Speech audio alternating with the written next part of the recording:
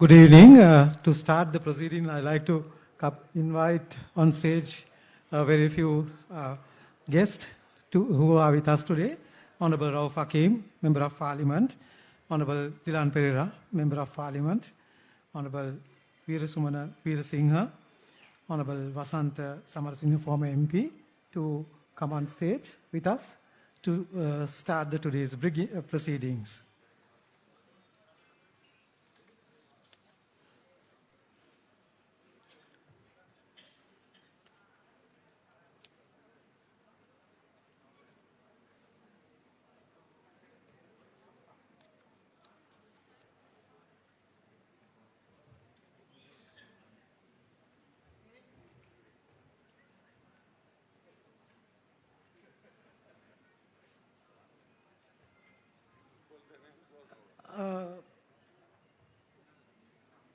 Other dignitaries also accompanied to the stage.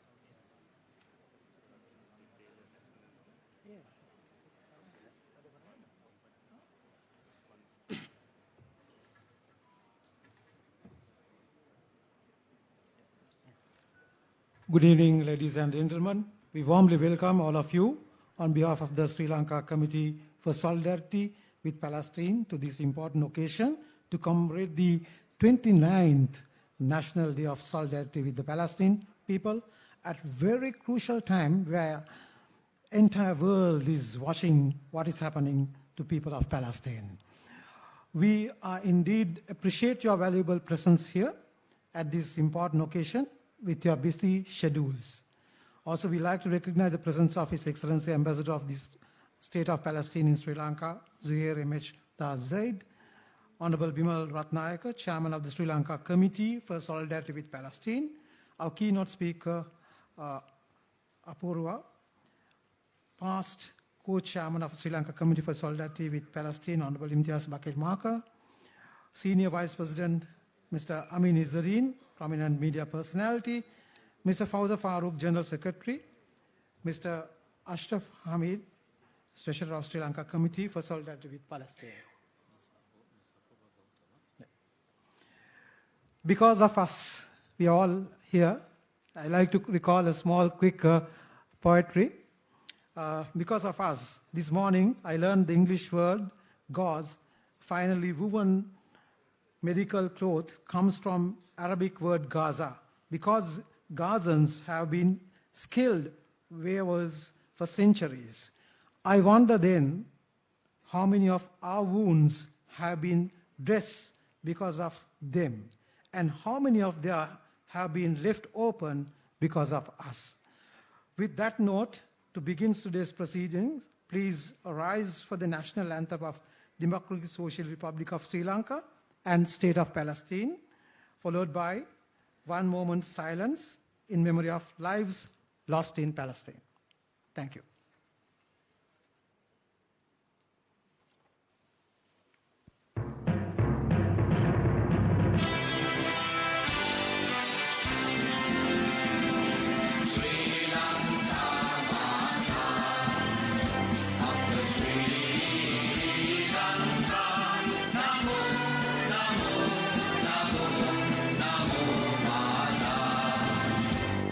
So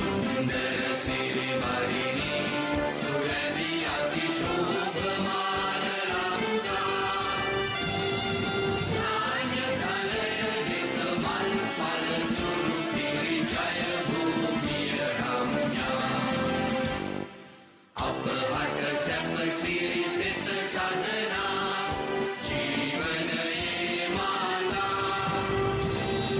पिलिगनुगन अपभक्ति पूजा नमो नमो माता अब श्रीलंका नमो नमो नमो नमो माता पूर्वे अपविद्या योगमय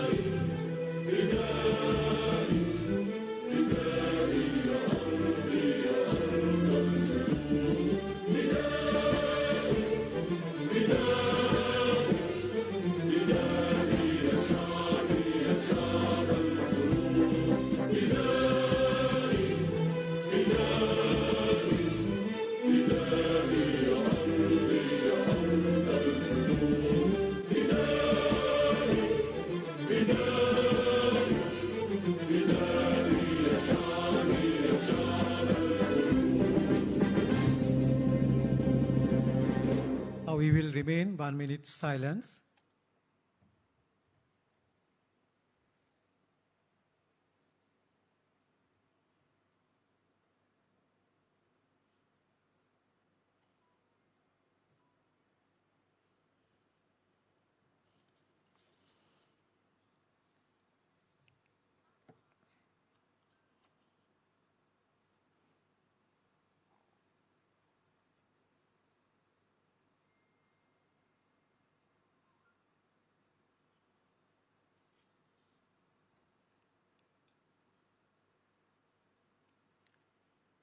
Thank you. Please be seated. This commemoration is very important not only for the people of Palestine, but people live all over the world who cares for others in humanitarian grounds. I wish to bring it to your notice that one of the patriot Sri Lankan singer, nature of Victor Hara, Nanda Malini, sang Pilima nela nati viruwan pirisak, samarum dina nati viruwan pirisak, satapena bava pas kandu yata rahase, mihi kata kampavi gugura dos devi. Which means in English, there are heroes not built statues in their name. There are heroes who do not have commemorative days for them. They are sleeping under these mountains secretly. Mother Earth scattered, shattered, and screaming. With that note, I'd like to cordially invite Comrade Bimal Ratnayaka, Chairman of the Sri Lanka Committee for Solidarity with Palestine, to deliver the welcome address. පිළිගැනීමේ කතා උදෙසා මේ ගෞරවනීය ආරාධනය Wimal Ratnayake මැතිතුමන්ට.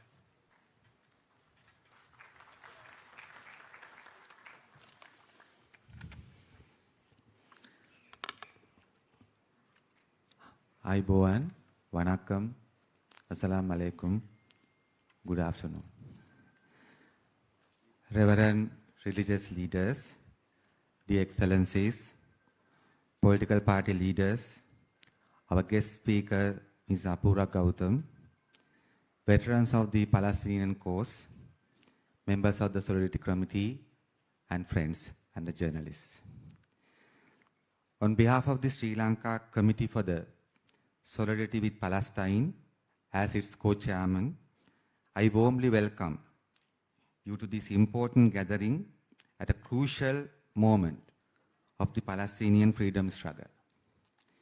When we are marking this UN United Nations Day event here, we all know more than 15,000 Palestinian people, including 8,000 children, have been massacred by the Zionist regime using killing machines of the United States of America. We have to bear it and express our grief only because we are not capable enough to prevent this genocide against the oppressed people of Palestine. Dear friends, what is the core of the Palestinian question? We believe it is a colonial question. It is a colonized territory by the Zionist regime with the full support of the imperialist powers. Then what do we call the resistance against the colonizer? We call it a liberation struggle. This is our committee's understands, especially considering the history of liberation struggle. The majority of the countries in today's world have gained their independence through heroic, great liberation struggles. Divide and rule policies, mass colonizations, mass ethnic cleansings, what we are seeing in Palestine today, and all types of dark, inhuman, dirty tricks had been deployed by the imperialist powers to complicate and weaken the liberation struggles. However, oppressed people of the world have proved beyond doubt that they are capable enough to overcome the imperialist military, political, and media tactics. I am proudly wearing this badge of Palestine, which was also won by the towering figures of anti-colonial struggle and the great leaders of humanity such as Mahatma Gandhi, Nelson Mandela, Desmond Tutu, and Fidel Castro, who have themselves proved that people can defeat the imperialist, irrespective of imperialist gun power, political power, money power, or media power. Therefore, Palestine shall be free, and we will be able to see it in our lifetime.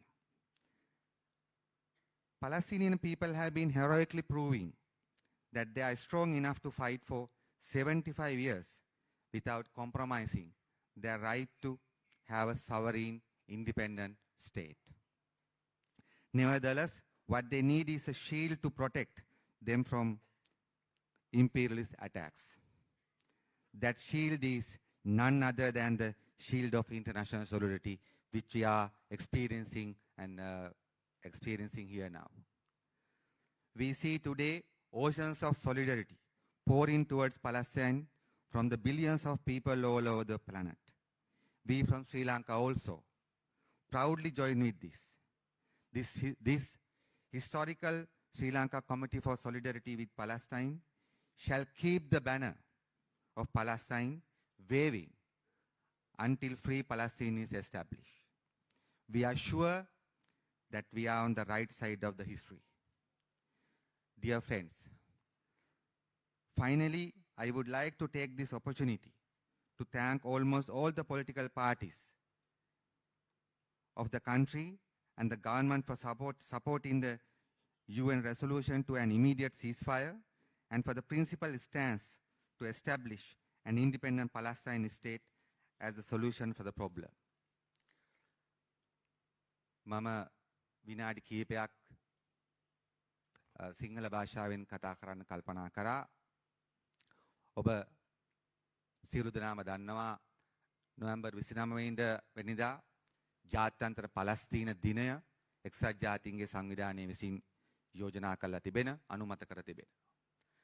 ශ්‍රී ලංකාවේ පලස්තීන සහයෝගිතා කමිටුව විදියට දශක ගණනාවක් තිස්සේ පලස්තීන නිදහස වෙනුවෙන් මෙම දිනයත් අනිකුත් සියලුම පලස්තීන සහයෝගිතා කටයුතුත් අප පවත්වලා තිබෙනවා.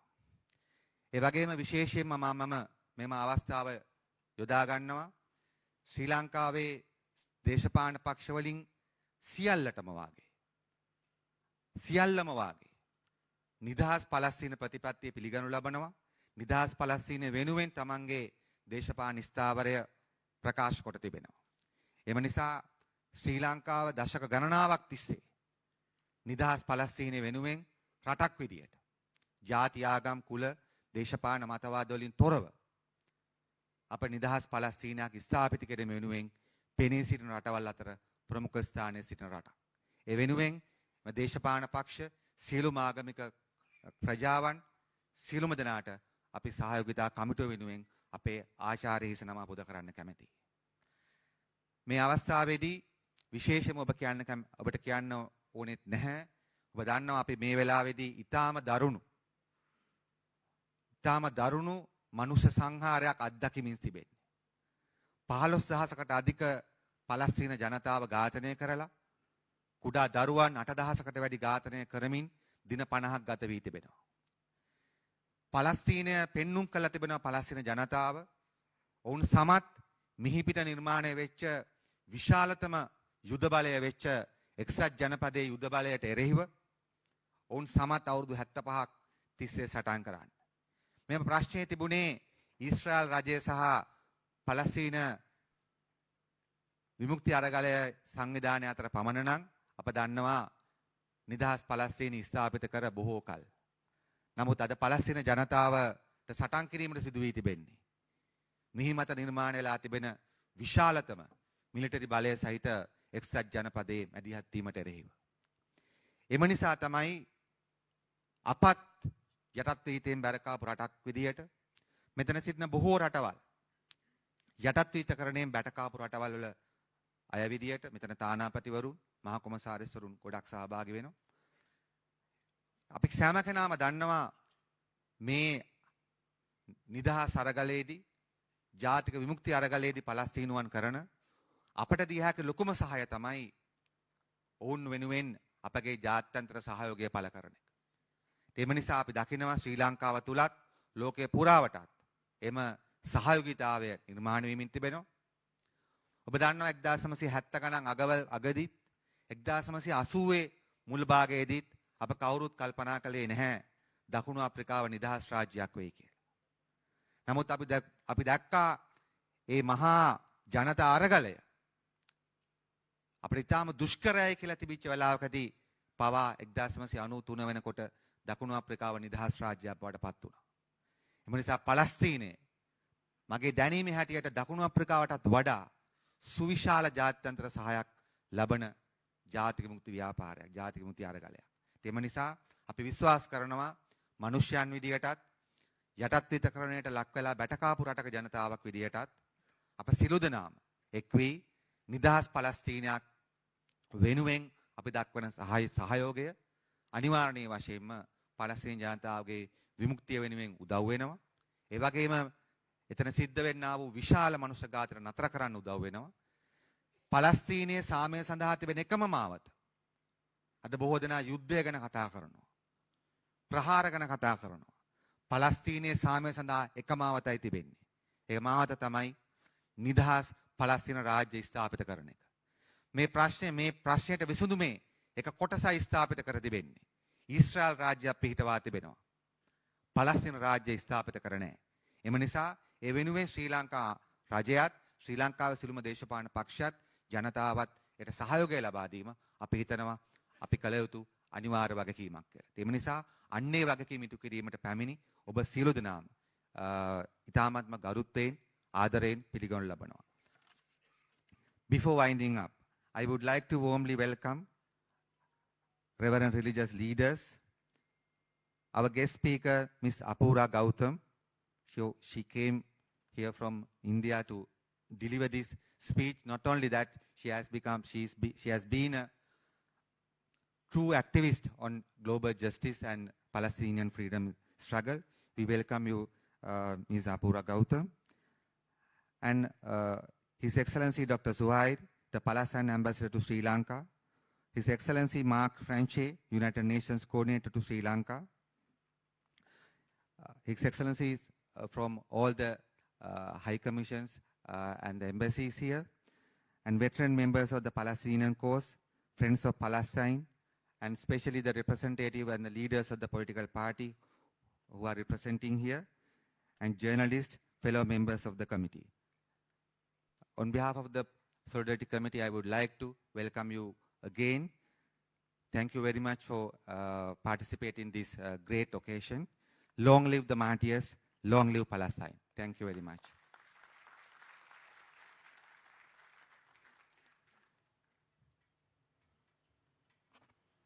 Thank you very much, Comrade Bimal Ratnayakar. Coming back, of Palestine, who are true warriors, will always sing with their heads up in this manner. Their national anthem, as you heard, which is written by Said Al-Muzain, English translation of it says, warrior, warrior, warrior.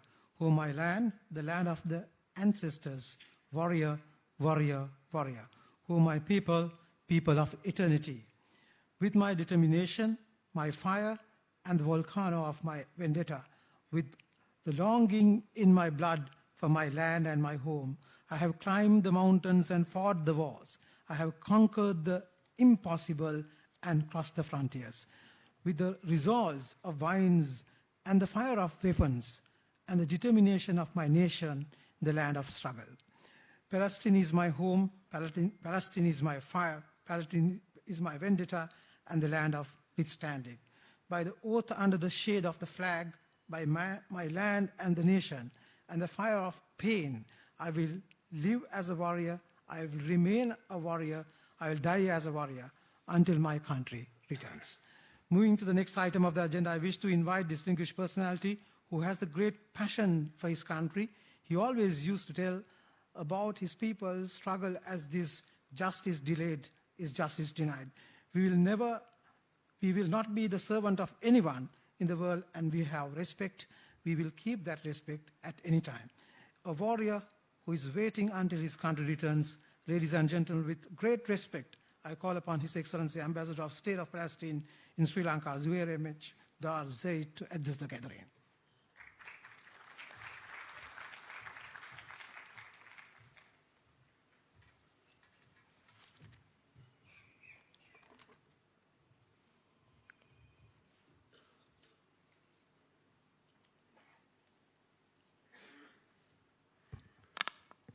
Assalamu alaikum. Good afternoon. All respected religious leaders,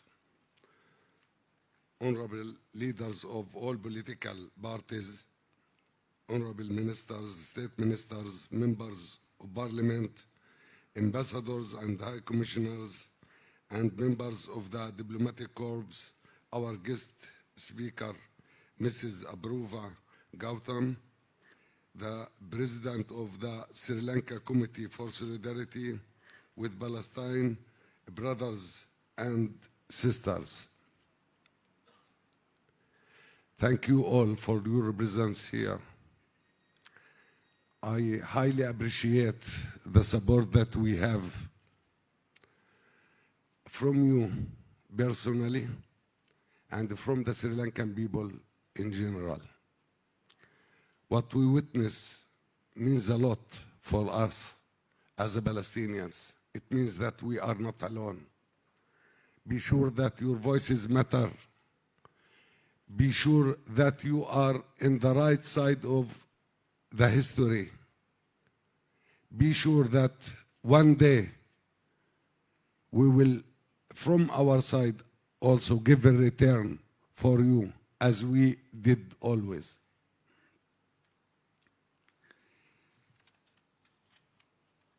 I want to say that really I am confused. I am full of emotion. I do not know what really to say. To speak about what? To highlight what? To indicate what?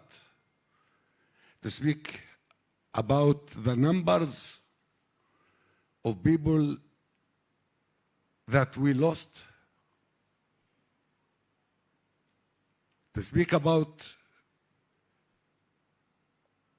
the enhanced and advanced military power that launched war along 75 years, not just after 7th of October. Go to any international organization. Year by year, you will see the numbers of the Palestinian killed. Year by year, you will see how many of them children, how many of them women, how many of them eldest, how many arrested from a very small nation inside Palestine. Along the history of the occupation, they arrested more than 1 million Palestinians.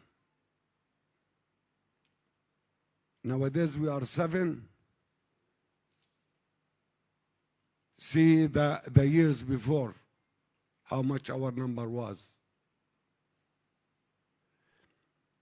The Israeli occupation, the main sin, the main reason behind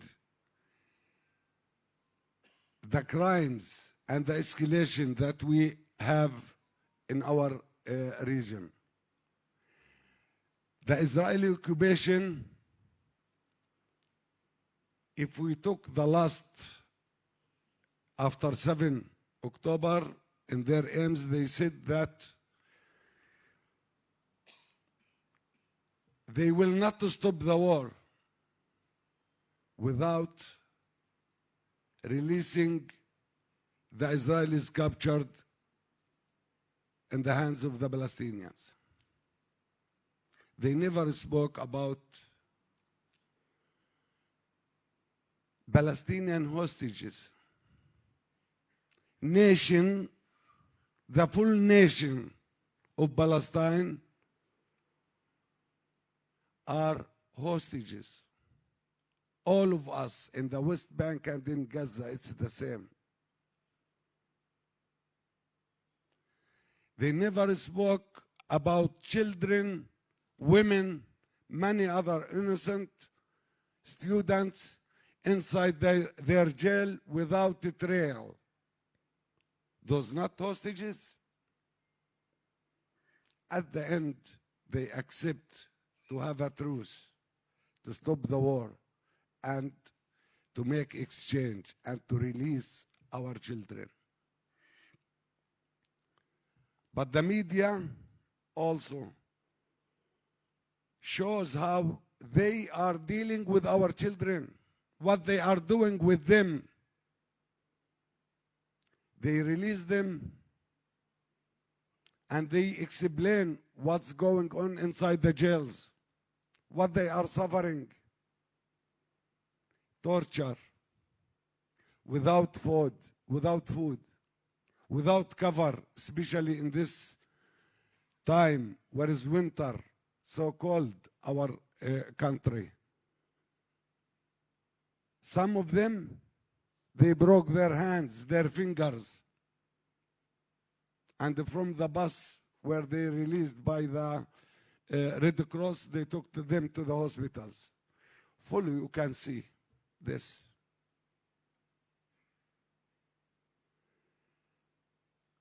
Trying to show their residents whom captured by that they suffer a lot. They took just olive oil and the bread.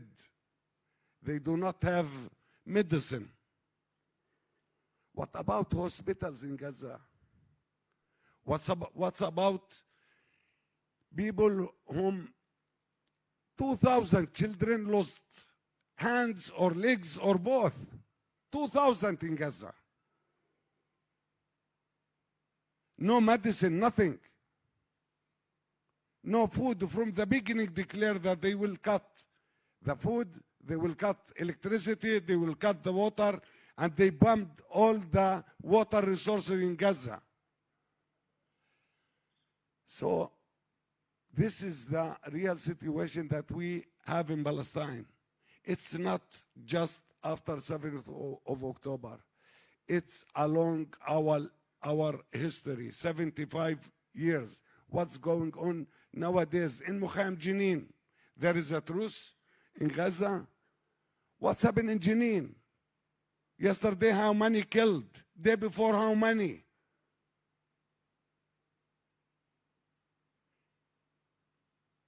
They are making a revenge. They want to continue the plan. They want to achieve what Ben-Gurion did not achieve. It means to make a real ethnic cleansing, to remove all Palestinians from West Bank to Jordan and from Gaza Strip to Sinai. This is the main goal for them. All the time denying our right, denying our existence, denying our relation with our homeland, Palestine. What's going on from the beginning? It was a genocide, continuous Nakba, continuous crimes, continuous massacres, and all this in front of the whole world. So I want to give 4 messages. The first one, that as Palestinians, we fed up. We fed up from all the international organizations, all the international human rights organizations, from all what they called human rights conventions, human rights organizations, human rights batikh, whatever we fed up, especially with what's going on to our people in Palestine. What they did for us. What's the message that can be given not just to us, to the whole world?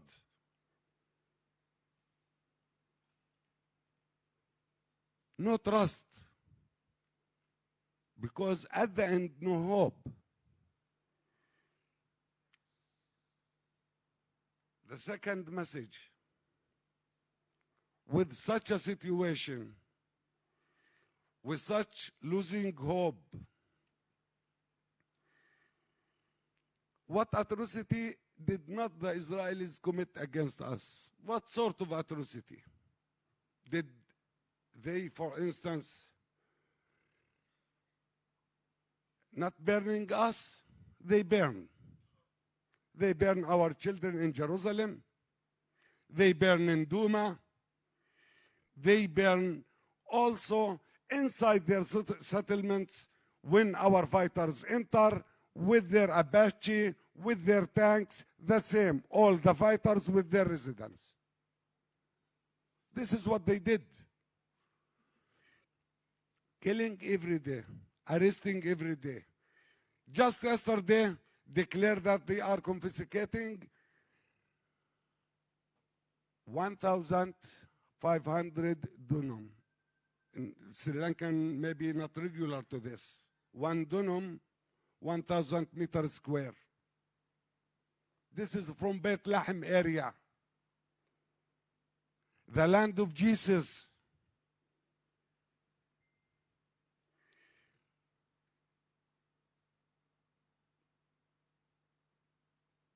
So, highlighting that they have the right to defend themselves, whom have the right to defend himself? The occupation,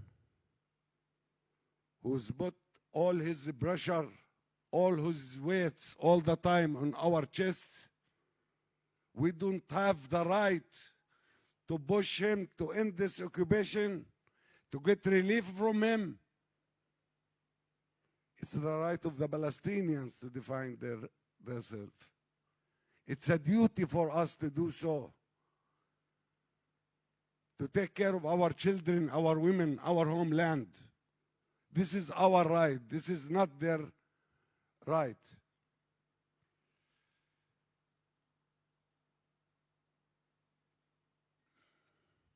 The third message. They are all the time made headache for us, speaking about the lightened world, speaking about the humanitarian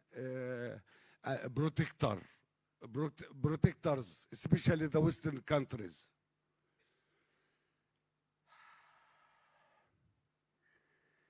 If we go to the to any dictionary and look to the hard words, to the difficult concepts like Holocaust, war crimes, genocide, I don't know what, from all those very big concepts with so long definitions. Who did this? Us, the Palestinians, Arabs, Muslims, Sri Lankans, Indians. Who did this? From where this came? Slavery, apartheid, and they want to teach us about humanity? They want to teach us how to live? They want to consider us as a terrorist? Who's the terrorist? Who gave you the right to give our homeland, Palestine, to the Zionist movement? Why? We live together, Jewish, Muslim, and Christian, all the time, without any problem. You want to compensate them for Euro crimes, give them part of Germany, part of Britain, part of United States of America. We want justice. Without this, never will be security. We will revenge. We will do what they are doing against us. Our children, not vandalists. Our women, not vandalists. They are children like all the children in the world. They need to go to their schools. They want to live in peace. This is what we want for them. And they should give us our rights.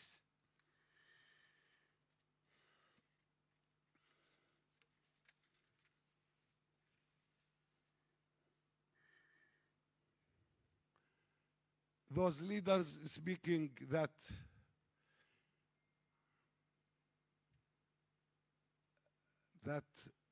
they want Gaza without Hamas. And Netanyahu said that he wants Gaza without Hamas and without Abbas.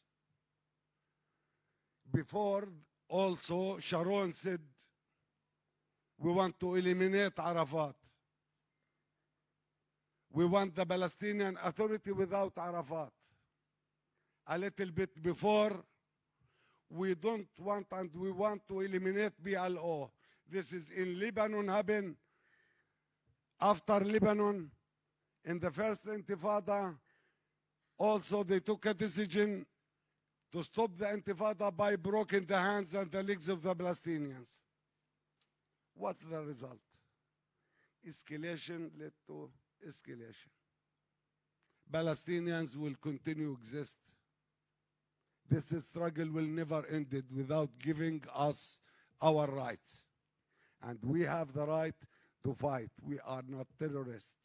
We are freedom fighters. All our fighters are freedom fighters.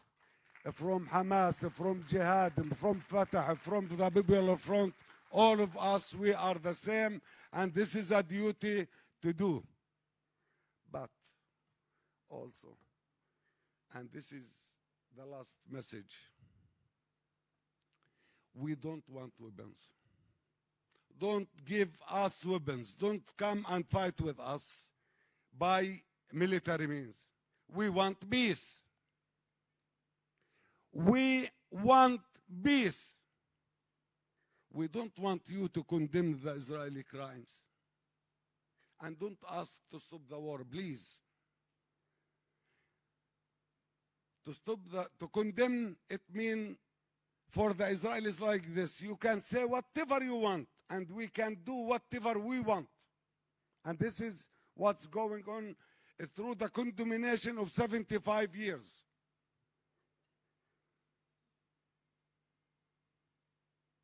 We want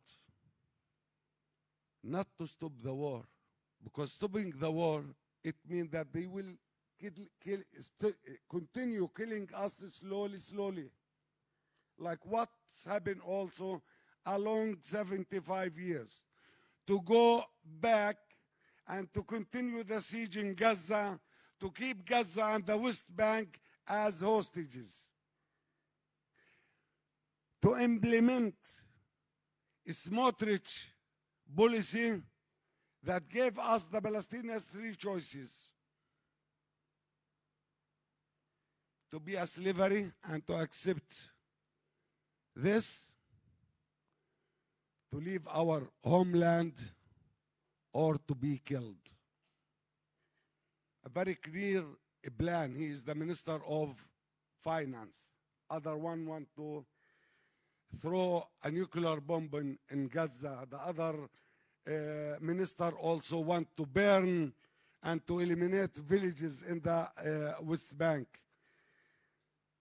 So what we want, not to stop the war, we want to end the main reason behind all those things, to end the occupation, to give us our rights, to have our independence, to live like you, like all the nations in the world, and to have our own state, to live freely, to take care of our children, our life, to breathe, to find the food, to find the electricity, to live equally like anyone in this world. This is what we want. So we want a real steps, peaceful steps. How you face the apartheid in South Africa, we want the same steps to be done. No one can determine for us who will be our leader, who will be have the government, which government we will have, what type of life we will live. No one can say to us and give us instructions what to do and whom to be elect. We have the right to do everything to reach our independence. Thank you.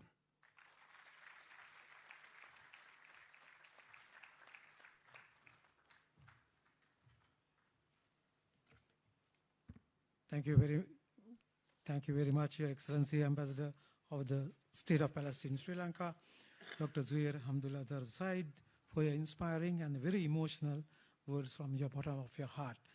Now I'd like to, next item of the agenda, I'd like to invite His Excellency M.A. French, United Nations Resident Coordinator, to read the message of United Nations General Secretary. Over to you, sir.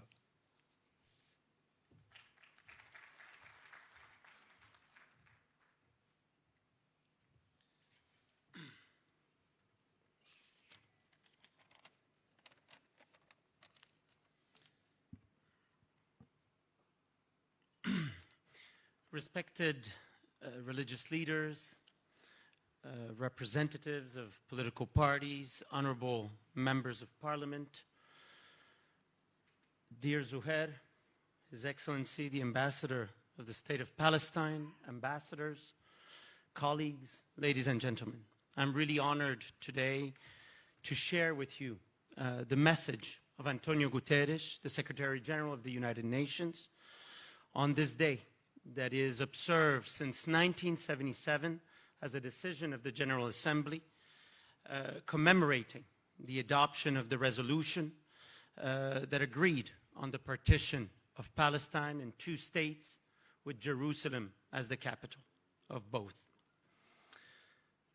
So on behalf of the Secretary General, this International Day of Solidarity comes during one of the darkest chapters in the history of the Palestinian people.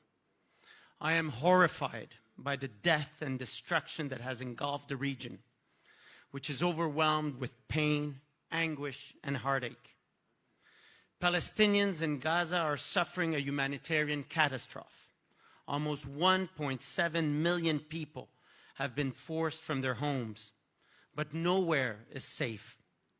Meanwhile, the situation in the occupied West Bank, including East Jerusalem, risks boiling over. I express my sincere condolences to the thousands of families who are mourning loved ones. This includes members of our own United Nations family killed in Gaza, representing the largest loss of personnel in the history of our organization. I have been clear in my condemnation of the terror attack by Hamas on 7th October.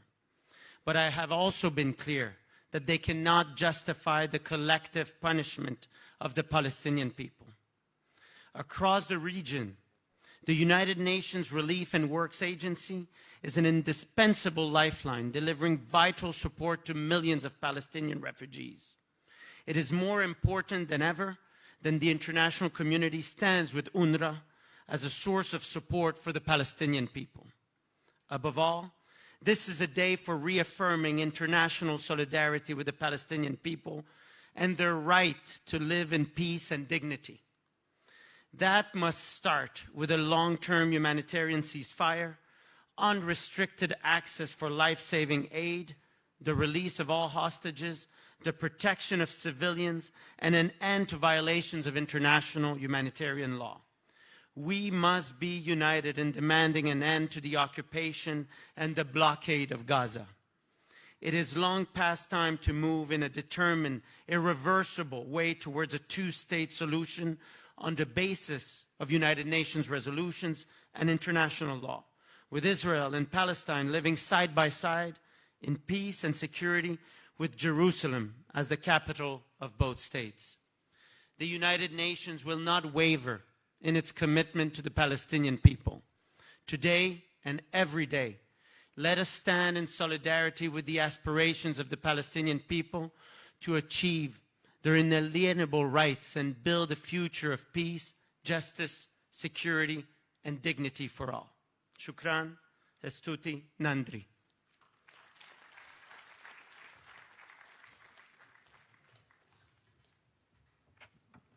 Thank you very much, sir, sharing the United Nations Secretary General's message with us today. Now we have come to the most important speech in today's event, that is keynote address.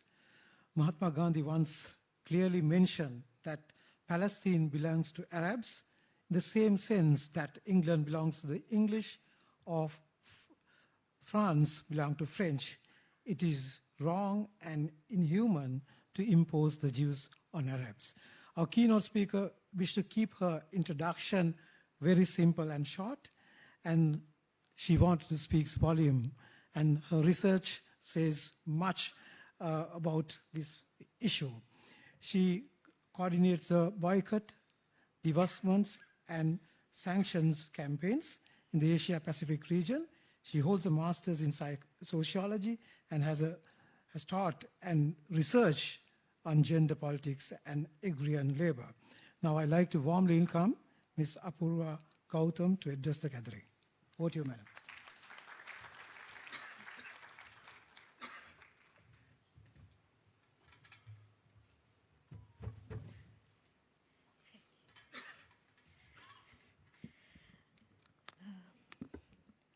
Good afternoon, distinguished guests, representatives of the Sri Lanka Palestine Solidarity Committee, representatives of the various embassies, United Nations representatives, and members of the audience. It is my privilege to address you today on the International Day of Solidarity with the Palestinian people. This day is observed by individuals and collectives, institutions such as this, governments, every year to reflect on and build solidarity for the just freedom struggle of the Palestinian people. This year, however, this day is marked with an unprecedented pain and poignancy. As we mourn the loss of all civilian lives, we are gathered today, nearly 2 months into an ongoing genocide in Gaza. People before me have mentioned that more than 15,000 people have been killed, lives extinguished by the apartheid Israel, which are just, each of them, as valuable as yours and mine. 1.7 million people forcibly displaced from their homes, generations of families wiped out, neighborhoods, universities bombed, hospitals invaded and destroyed. Doctors have been performing amputations without anesthesia on hospital floors. Communities are being forced into starvation. In this day and age, this is chilling beyond belief, and yet it is ongoing, and yet there is not nearly enough being done to stop it. So on this momentous day, perhaps one thing we can concretely do is answer the question, what would solidarity with the Palestinian people mean today as they endure their genocide?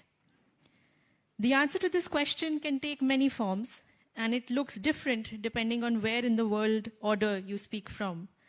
But there is a bottom line. There is a genocide being carried out by an apartheid settler colonial regime, and this needs to end. On the question of genocide, 36 UN experts have described Israel's genocide in making against 2.3 million Palestinians in the occupied and besieged Gaza Strip. The leading international law scholar on the crime of genocide, William Shabazz, has stated in a legal opinion that indeed there is a serious risk that Israel is committing the crime of genocide in Gaza. Prominent genocide and Holocaust studies scholars Omar Bartov, as well as 880 international scholars, US-based Center for Constitutional Rights, Palestinian human rights organizations have also warned of an unfolding genocide. Prominent Israeli genocide scholar Raz Segal and ex-director of the Office of High Commissioner of Human Rights in New York, Craig Mokhibir, have called it a textbook case of genocide unfolding in front of our eyes. The International Criminal Court founding prosecutor Luis Moreno Ocampo has warned that Israel's ongoing blockade of Palestinians in Gaza is extermination and could amount to genocide, urging to stop the ongoing crime even before investigating that crime that have been committed.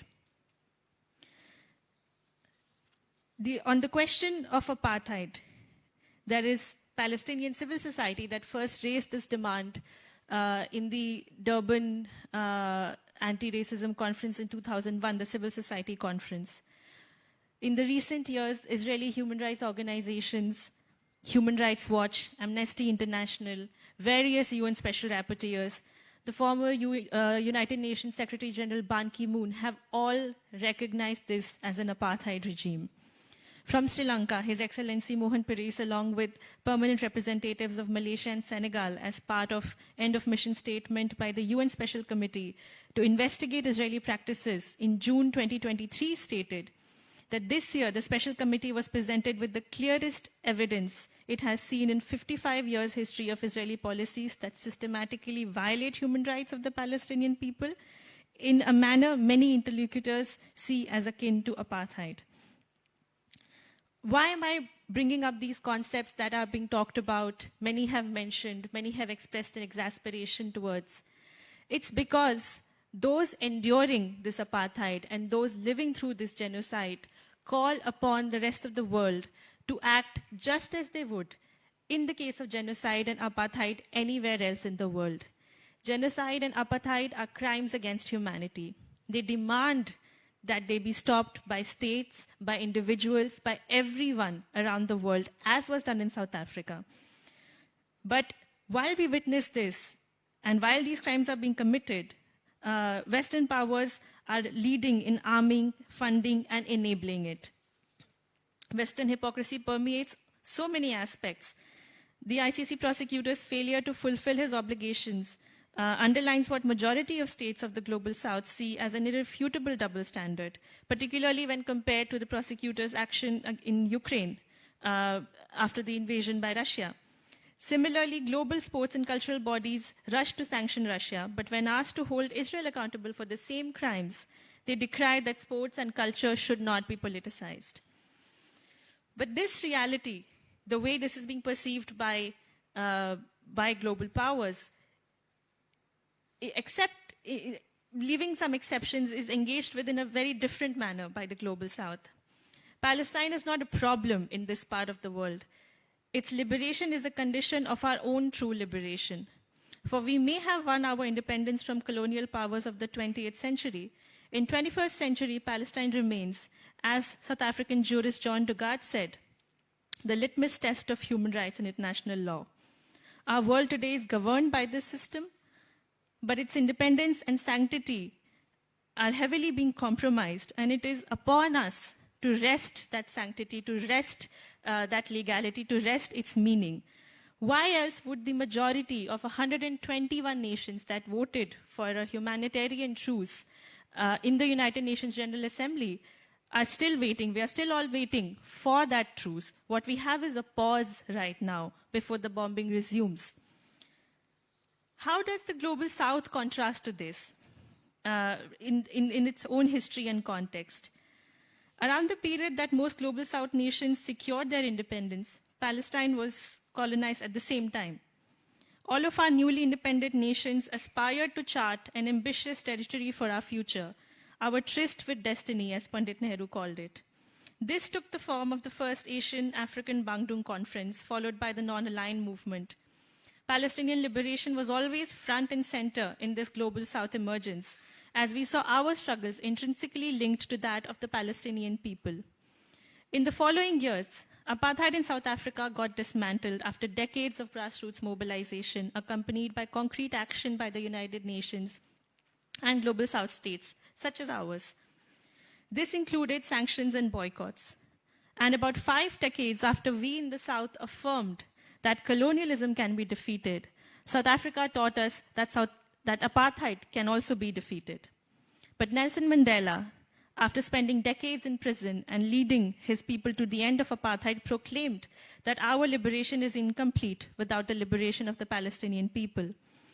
Archbishop Desmond Tutu, the icon of the anti-apartheid struggle, said that after his visit to occupied Palestinian territories, that what he saw there is worse than South African apartheid. Of course, there is a lot that is underway from the global South. South Africa has also led the effort to recognize the state of Israel as an apartheid state, bringing this up in its UN General Assembly addresses, as well as through the foreign minister often. Malaysia, Indonesia, Belize, Namibia, and more countries have also acknowledged this reality. In 2020, the Global South response that emerged as a response to Palestinian civil society's call against Israel's annexation and apartheid saw 10 ex-presidents and hundreds of MPs from Asia, Africa, and Latin America calling for adopting a resolution which renews the call for targeted and lawful sanctions, including military embargo, and for promoting the activation of UN Special Committee on Apartheid, just as was done in the case of South Africa. Currently, 5 state parties, including South Africa, Bangladesh, Bolivia, Comoros, and Djibouti, have referred the situation in the state of Palestine to the ICC prosecutor, citing, among other crimes, genocide and apartheid. This is followed by a submission by Palestinian human rights organizations calling on his office to issue arrest warrants against Israeli leaders. You've seen in the last 2 months several states, including South Africa, Belize, Chile, Colombia, Honduras, Bahrain, Jordan, Chad, that have either ended ties or recalled ambassadors. These are all concrete steps that these states have taken out of their commitment to the Palestinian liberation struggle against apartheid and genocide, but also, very importantly, because there is pressure from the streets all over the world. These are questions that we can talk about and we should talk about in Sri Lanka as well. What are the concrete steps that a state like Sri Lanka can take, which has supported the call for humanitarian truce in the emergency session, which has consistently been in favor of Palestinian rights, which has in the past ended ties with Israel, as you would know. There is a way forward, and this way has been achieved not in a vacuum. It has been achieved because people from Tokyo to Los Angeles, from Auckland to Amman have been filling the streets, have been calling for a ceasefire, have been calling for an end to genocide, have been calling for measures to stop this. And it is in this, people have organized actions that are so creative. People have organized sit-ins. They have asked ships to not handle cargo. Indian workers who were called upon to go and provide services because Palestinian workers are not being allowed to enter Israel. Majority of Indian unions came together and said that we will not be objectified, we will not be dehumanized, and we will not be complicit in Israel's genocide. Dock workers, especially in countries that are transit countries for weapons to reach Israel, have refused to handle these weapons. Jewish leaders, Jewish community organizers have occupied the Congress, the Statue of Liberty, iconic spots in the United States, calling on their government to take action towards ceasefire. And in all these actions, what's relevant is that it is the reflection of this pressure from the street that today states are acting, states are noticing, and we have to continue building this peaceful, non-violent pressure. And this is where we can change policy, and this is where the boycott, divestment, and sanctions movement is relevant. The boycott, divestment, and sanctions movement is underpinned by 3 demands, which is to end occupation, end apartheid, and end settler colonialism, including the right of return for Palestinian refugees. The grassroots action with solidarity groups, unions, students, climate justice activists, a whole range of intersectional groups is what makes BDS a global movement. It is led by the largest Palestinian civil society coalition, which was launched in 2005. And today, all over the world, there are people that organize BDS campaigns, that are BDS chapters, that follow the very simple principle of grassroots boycotts that animated Palestinians, that also animated Indians under the leadership of Mahatma Gandhi, the US civil rights movement, the South African anti-apartheid movement. So the tools are there, they have been there for us. The question is, how do we translate that into a reality to create pressure from the ground? Because that is the only way that we can get policy to change. And this is the question that I want to leave you with, that our states, our governments will respond if we keep asking, if we keep demanding. And boycott, divestment, and sanctions movement provides that opportunity to do that, not just today, during this ongoing genocide, but also what happens tomorrow, what happens a few days later. We cannot let this pressure go because we cannot have another genocide. We cannot let this repeat. In fact, I want to leave you with the words of His Excellency Mohan Paris in his statement presenting his committee's report on Palestinian people and other Arabs of occupied territory, that never again applies to all people. This war must end now. History is already judging us all. And with this in mind, I invite you to build grassroots struggle to continue its solidarity with the Palestinian people, and we appreciate the support that Sri Lanka has extended, and we hope that this could translate into concrete action. Thank you very much.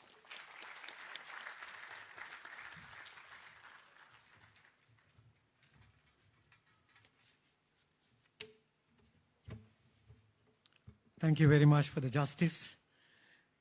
Ms. Apurva Gautam, thank you very much for your insightful address today. We really appreciate your presence and sharing your thoughts of wisdoms with us today. Also, now the time to hand over a token of appreciation to our guest speaker. I'd like to cordially invite Honorable Imtiaz Baqi Maka, former chairman, and also Mr. Bimal Ratnayaka, chairman, present chairman, General Secretary Fauzi Farooq, and Senior Vice President Amin Nazareen, and also Treasurer Ashraf Hamid to join us to hand over the token of appreciation to our guest speaker today.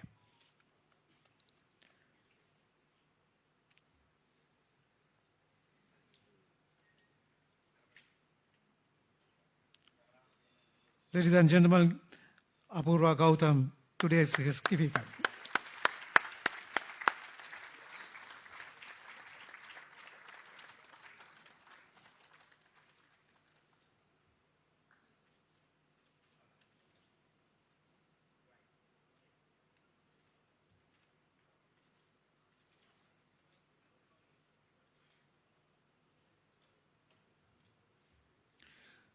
We'd like to request three of you to be here with us, remain in the stage to go for the next item of the agenda. That is felicitation of senior members of the Sri Lanka Committee for Solidarity Palestine who deserve this appreciation. First of all, I'd like to read about Mr. Latif Farooq, who was very much keen on this, his pen on writing about the Palestine. Since June 1967, he has written more than 540 articles on almost every aspect of Palestine issue, highlighting the injustice and crime toward Palestinians. He had written a 610-page comprehensive book on the history of Palestine issue, script ready, not published yet. We hope that it will be published very soon, and it's time to be read that. Also wrote around a 650-page book on Israeli aesthetic in Gaza, and the title of Gaza, the Other Holocaust.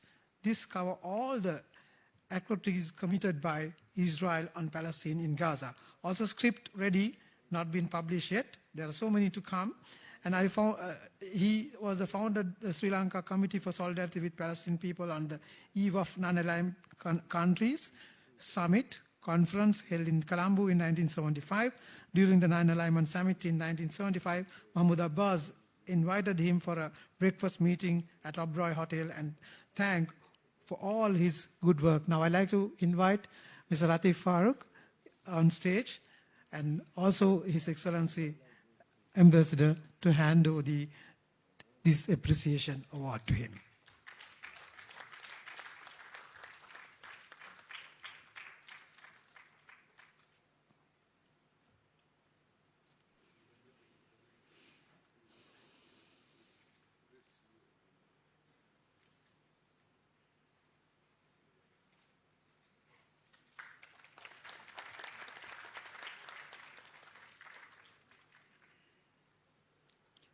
Next in line was Mr. Dayal Ankapura, who has served the media field for over 55 years. Began his journalism career by joining the Atha newspaper as a reporter in 1966 while studying at the Colombo University. After obtaining his BA degree from there, he worked as a parliamentary reporter, courts reporter, and political reporter. Among the events he covered for the Atha were the Kataragama Beauty Queen Premonti Manamperi murder case, the Criminal Justice Commission proceedings on the 1975 April insurgency, and the Colombo Non-Alignment Nation Conference in 1976. He joined the Daily Diviner editorial staff of the Upali newspaper, limited at the inception, and served as the parliamentary and political reporter. Subsequently, he joined Lake House briefly as a deputy editor of Dinamina in 1994 and later associate for editor Silumina and editor Janata from 1994 to May 2004. Dayal Ankapura became the BBC Sinhala News Sandesha parliamentary reporter for 2 years, having been compelled to leave Lake House due to the political interference. He later accepted the post of news editor Sunday Rivera. Thank you very much for being here, sir. It's a great honor, great inspiration for all your great work.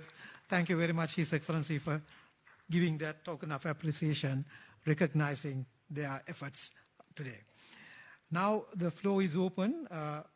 Also, I'd like to invite speech on behalf of the Council of Arab Ambassadors, His Excellency Khalifa M. Abu Dair, Ambassador of Kuwait.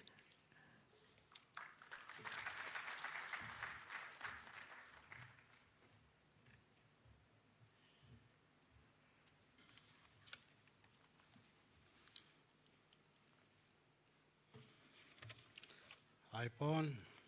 Good evening. Assalamu alaikum wa rahmatullahi wa barakatuh.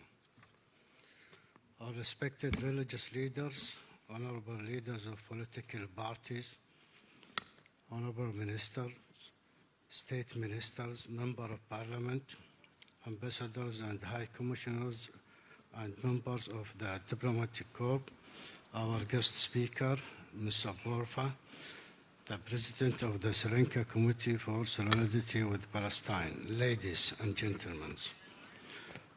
On behalf of the Arab Ambassadors Council, I stand before you today on the occasion of the International Day of Solidarity with the Palestinian people, a day that calls upon us to reflect on the enduring challenges faced by Palestinian people and to renew Arab countries' total commitment to our Palestinian people brothers and to a just and lasting peace to the Palestinian conflict. We will never leave our Palestinian brothers alone to their fate. Peace and security will never be achieved for anyone in our region or in the world without giving Palestine its full right for an independent and sovereign state with Jerusalem as its capital. Palestinian people for decades have endured hardships, displacement, and denial for their basic human rights. Today, the situation has got far worse, with the war in Gaza, creating an unprecedented genocide and continuation of a NAPCA cut result with the killing of innocent civilians, mostly women and children. Their aim is to ethnically cleanse the land, expelling Palestinians from their historical homeland to other Arab lands such as Syria and Misr and Jordan. Palestinians will never give up their homeland and will endure and resist for the sake of their people, the elderly, the woman, and the child martyrs who sacrificed their life for Palestine. Our urgent priority now is to pressure Israel to stop this war, which has deprived the Palestinian people for their basic needs, preventing them from access to food, water, electricity, medicine, which is considered a war crime according to international law, international humanitarian law, and the Geneva Convention. And it has created death and destruction and more suffering for Palestinian people, allowing this wholesale and institutionalized brutalization and dehumanization of the Palestinian people to continue without consequences is betrayal to have values and principles for universal human rights.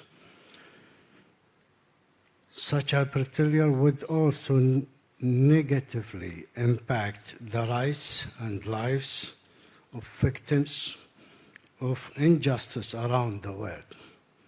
This would undermine the global fight for justice and universal application of human rights. The theme of solidarity is not merely a symbolic gesture, but a call to action. It calls open the international community to unite and support the Palestinian people and to call a halt to the war and have a permanent ceasefire.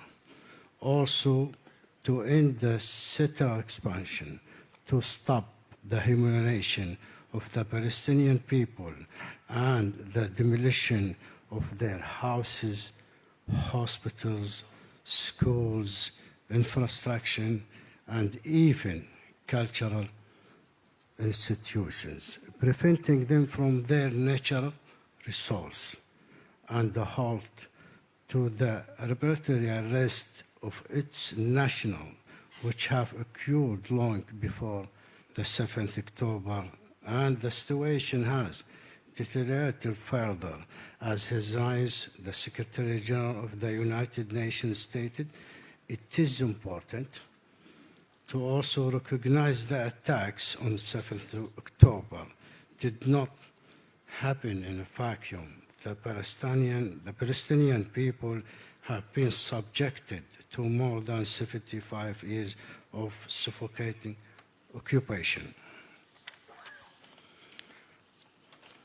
Palestinians have the right to self-determination, justice, and dignity. In a joint resolution organized by the head of states and the government of the Organization of Islamic Cooperation and the League of Arab States, which was held in Riyadh, Saudi Arabia recently. It was unanimously decided to exert diplomatic, political, and legal pressure and take the determined measure to stop the crimes of colonial occupation against humanity, which amount to war crimes. We must redouble our efforts to bring about resolution that ensure a viable, independent, a sovereign Palestinian state in peace and security. Peace is not a distant dream, but an achievable reality.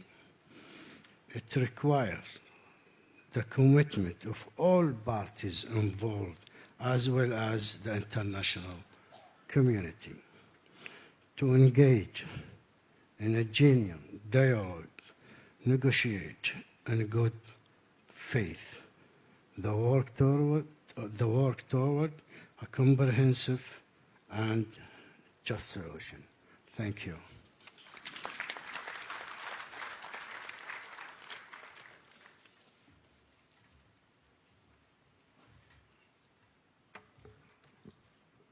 Thank you very much, His Excellency Khalaf M. Abu Dair, Ambassador of Kuwait. Now it's time, speech on behalf of the OIC countries. We like to warmly invite His Excellency Tariq Muhammad Ariful Islam, High Commissioner of Bangladesh to Sri Lanka. Over to you, sir.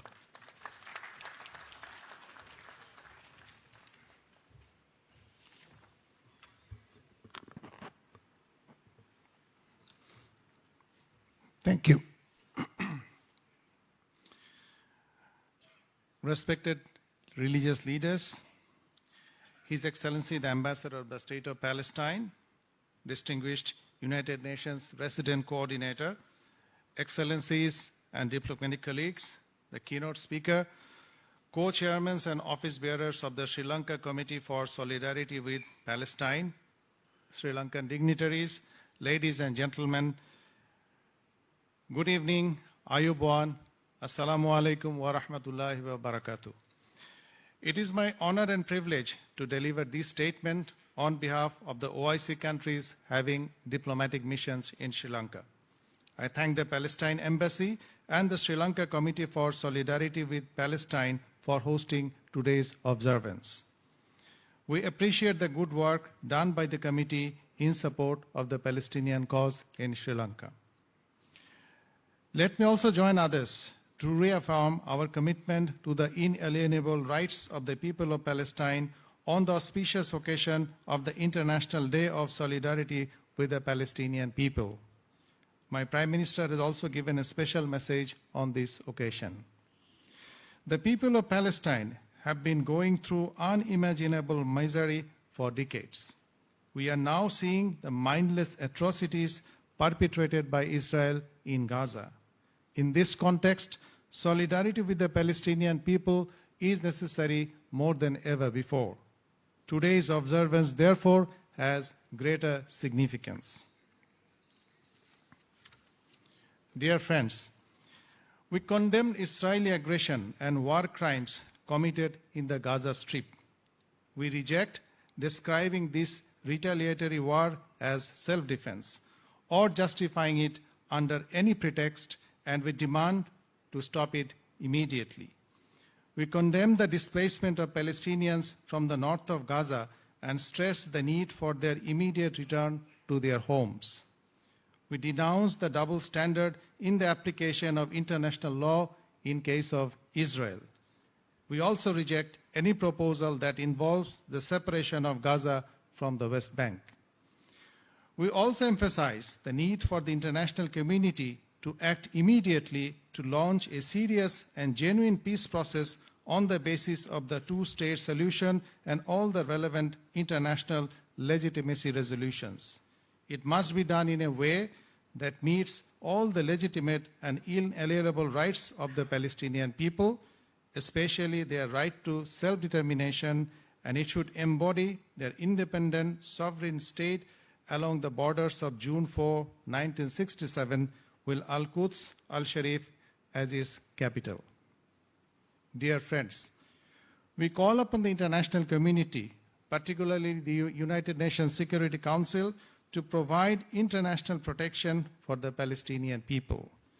We want the Security Council to adopt a decisive and binding resolution condemning Israel's barbaric aggression in Gaza, imposing total cessation of their aggression and occupation. We welcome the United Nations General Assembly resolution adopted by its 10th Emergency Special Session on 26th of October. We hold Israel responsible for the continuation and aggravation of the conflict and support the legal and political initiatives of the State of Palestine in this regard. We welcome the referral of the situation in Palestine to the International Criminal Court by 5 countries, namely South Africa, Bangladesh, Bolivia, Comoros, and Djibouti on 17th November. Dear friends, we welcome the humanitarian truce in the Gaza Strip. We also welcome the humanitarian aid through Rafah crossing, but at the same time, we all know the meagerness of these supplies. But these are not enough, not at all enough. We must do more, and the occupation must end. We call once again to ensure immediate, sustained, sufficient, and unhindered provision of humanitarian and medical assistance to the Gaza Strip. We are deeply concerned at the killing of the United Nations and other aid workers, health personnel, and journalists in Gaza, and we strongly condemn such heinous acts. This must end. Dear friends, failure to find a solution to the Palestinian cause jeopardizes global peace and security and lies behind today's serious deterioration of the situation in Palestine. As we reiterate our unwavering commitment to the just struggle of our Palestinian brothers and sisters, it is high time to put our commitment to action and to realize it immediately. Thank you all. Bahuma Stuti. Assalamu alaikum wa rahmatullahi wa barakatuh.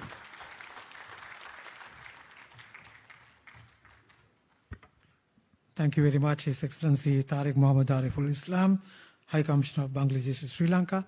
Also, I take this opportunity to recognize the His Excellencies from these countries today who have participated with their busy schedules: Bangladesh, Kuwait, United Nations, Iran, Malaysia, Pakistan, Russian Federation, Oman, Egypt, Saudi Arabia, Vatican, Iraq, Indonesia, South Africa, Turkey, Maldives, and Qatar. Thank you very much for being here with us. We'll give you a standing ovation for you. Coming back now, the forum is open. First, a couple of short speeches by political party leaders. First, I'd like to invite Honorable Rauf Hakim to give a small remark on this with a short remark within 5 minutes.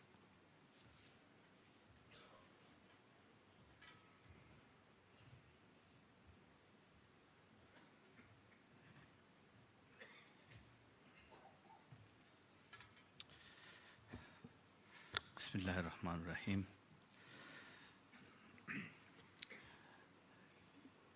Your Excellencies,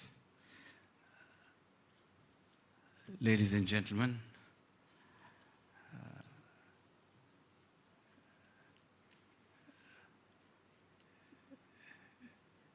we witness the horrible violations of international law in the territories of occupied Palestine for the past 2 months. This pause for a few days doesn't in any way provide redress to the wounded feelings of all decent human beings all over the world. No amount of condemnation has prevented these horrible violations in the occupied territories, it is our prayer that the current pause will be transformed into lasting ceasefire and a permanent solution. What is more distressing is to see the attitude of the Western powers who have lost all moral right to preach to others among the international community about values of decency and application of rule of law. These are the very countries which invented or rather supported way back in 2005 the adoption of R2P principle in the General Assembly and used the principle, the right to protect. They originally said that the horrible happenings in Rwanda and Bosnia should never be repeated. And that was why the R2P principle was invented and adopted by the United Nations. So what finally happened was the R2P principle was used for very parochial purposes to make regime changes to suit their own agendas. Unfortunately, that again in the Arab world, in Libya, in Syria, and of course, the principle was invented after invasion of Iraq, but then they sought to justify all what they did in all these lands, and no permanent peace or redress or relief have been provided to hundreds of thousands of innocent people and leaders who have been totally annihilated, and those conflicts are still to be resolved.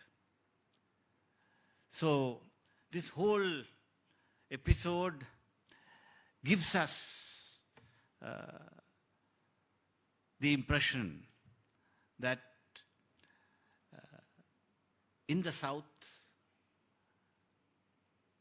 it is time for all countries to stand up and decry this apartheid and pursue an effort to pressurize once again to call these double standards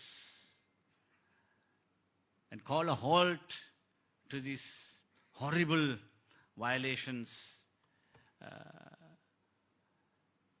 and also decry the so-called Western nations who up to now seem to be, and I was aghast to see the so-called sole superpowers head of state talking about one single orphan who have been returned to Israel, which we all appreciate, but repeatedly mentioning his name, right? Whereas, if he had at least to satisfy the other side, at least if he had mentioned a single name of hundreds of thousands of children who had lost their limbs, lost their parents, lost their dear ones.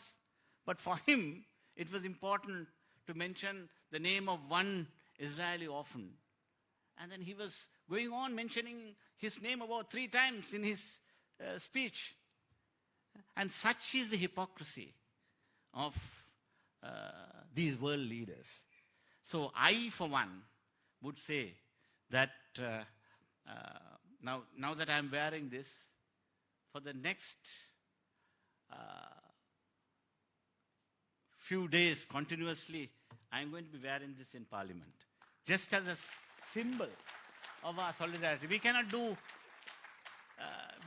anything more than this. This is just a symbolic gesture. But then, symbolism apart, it is time that we stand up and do what is right.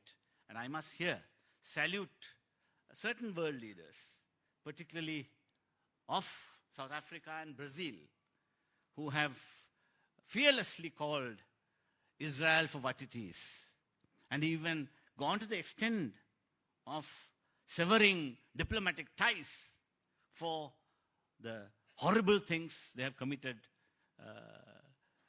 ignoring all norms of decency in this world. Thank you very much for these few words. Thank you.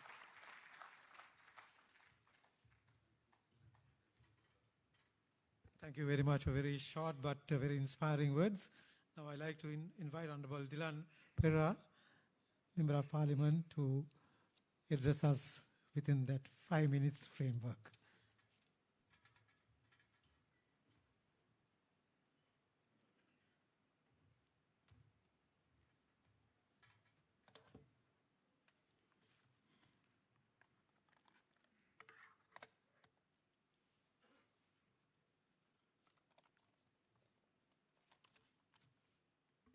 Aiboan, Wanakkam, Assalamu alaikum, good evening.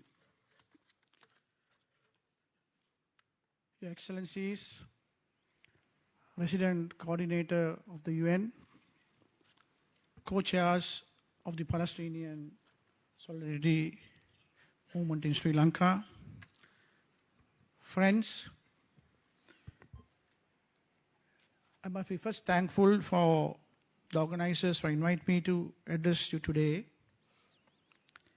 As horrible events are unfolding in Gaza, I'm conscious that we are dealing with a deeply emotional issue on which many have different divisive views and inflammatory opinions. Whatever the views, there is no excuse for the killing and burning of babies and women, none of whom were combatants.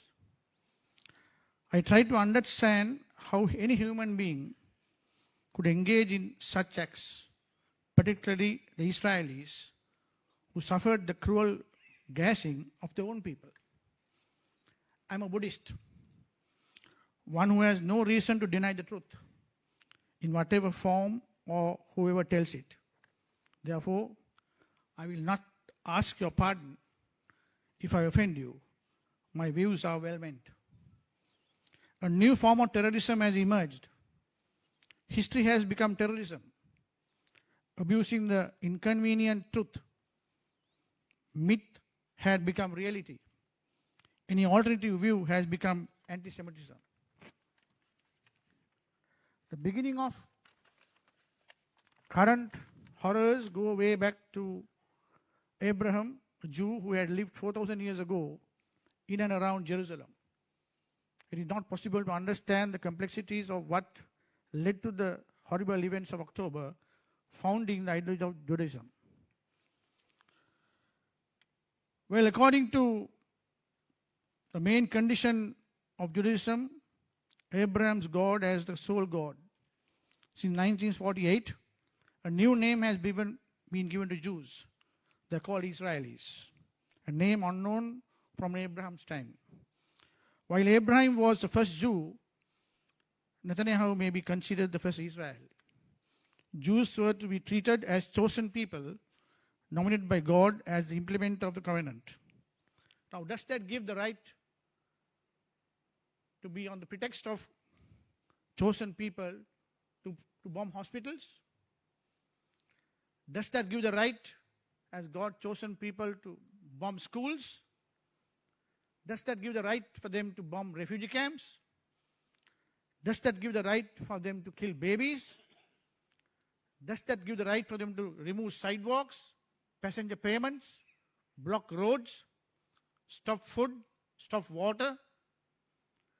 Does that give them the right to bomb households? Well, you can build households by giving them money, but you can't make families that are broken down with money. That is what exactly is happening in Palestine in today.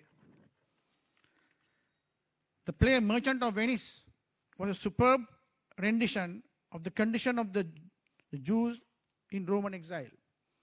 Though in exile for generation after generation, the exiled Jews considered themselves diaspora Jews with Jerusalem as their historical home, though they had only 400 years of rule of Jerusalem under the house of David. They kept their hopes alive by chanting invocation, Kial Israel, by saying, next year Jerusalem. Post-World War II gave Jews the opportunity to advance on numerous fronts. Europe's guilt at the treatment of Jews by the Nazis got them a lot of sympathy. European Germans gassed Jews, but Palestinians paid for it. Creating Palestine, they coined a slogan, a land without people, for a people without land. Both propositions were untrue, really untrue. The League of Nations mandate over Palestinian land held by France and Britain was ending. A continuing European presence in the Middle East was necessary for them for their oil. It was achieved by creating new nations. Winston Churchill boasted once at lunch and said he had created 5 nations on a table napkin. Syria, Jordan, Lebanon, Iraq, and Israel was achieved by expanding into more Palestinian land. The October events were more isolated event. It was one more event to fulfill Abraham's effort to implement God's stated events. They will continue till Palestine is chased away from Gili to the sea. Israel will be Europe's colony in the Middle East to achieve the fantasy of being God-chosen people with a God-given mandate of making the Jews now calling themselves Israelis. God's special people having a special mandate over Israel captured Palestine. Europe through the 4 Crusades tried to capture Palestine but failed. Gaza is the continuation of the 20th century crusade. The invasion of Gaza is another event on Israel's colonization. It is recolonization of Palestine, re-establishing the League of Nations mandate. The end of World War II brought a new international jurisdiction. God was important for determining private matters, but international matters were the area of international institutions and were to be dealt with international crimes. But what is happening today? International crimes. When we talk about international crimes, Israel is in the dock for all international crimes. Genocide, Holocaust, killing babies, killing families, burning houses. So therefore, I must salute the South African initiative to send out an arrest warrant for the Israeli leaders to be brought before the international court, because it was South African initiative to arrest persons responsible for war crimes. And it was first used by Israel by applying the Nuremberg principles. Eichmann, a war criminal, was kidnapped from Argentina, given a very fair trial in Israel, and executed. I am not saying capital punishment should be given to Israel leaders, but if somebody asks me whether Israel leaders should be charged for war crimes, I would say yes, yes, yes. No question about it. At last, but not least, let me say, if Israel continues the genocide against the Palestinians, I would in Parliament say and ask the government to severe diplomatic ties with Israel, because that is the way forward, nothing else.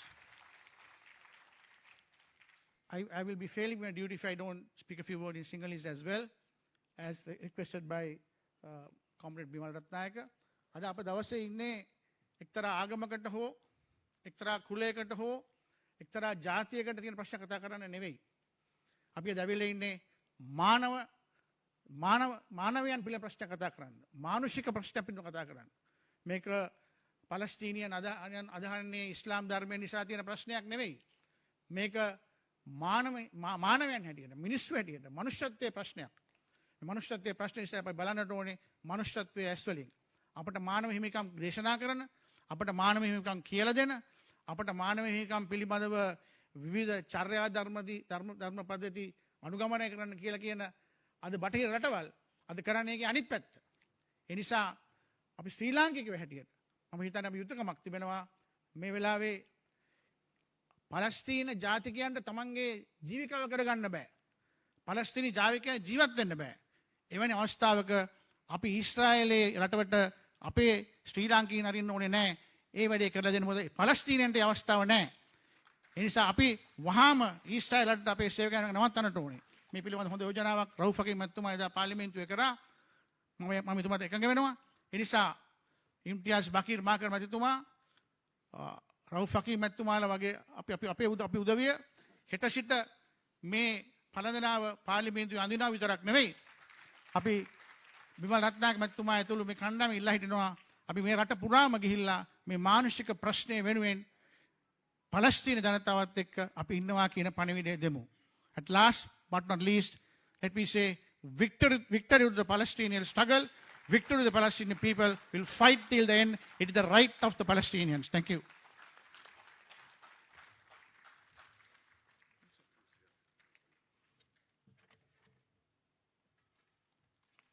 We have very quick 2-5 minute speeches.